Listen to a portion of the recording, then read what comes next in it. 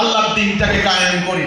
আল্লাহর দ্বীন কায়েমের জিহাদ করলে আল্লাহ বলেছেন আল্লাহ গুনাহ মাফ করে দেবেন। ইয়াগফিরু লাকুম যুনুবাকুম ওয়া ইয়াদখুলকুম জান্নাতিন তাজরি মিন তাহতিহাল আনহার। আপনারাই তো জানেন কোরআনের আয়াত, ঈমান আনো জিহাদ করো, আল্লাহ সমস্ত গুনাহ মাফ করে দিবেন।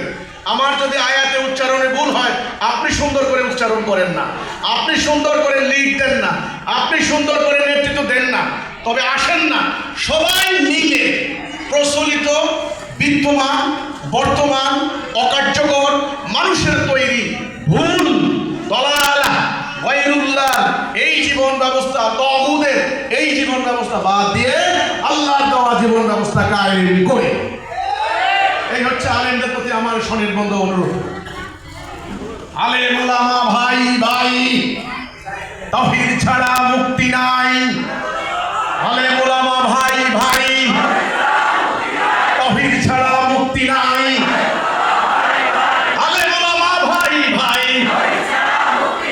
তাওহীদ ছাড়া মুক্তি নাই।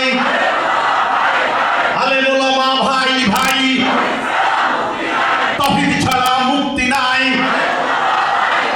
আমি তুমি ভাই ভাই, তাওহীদ ছাড়া মুক্তি নাই। জিহাদ ছাড়া মুক্তি নাই।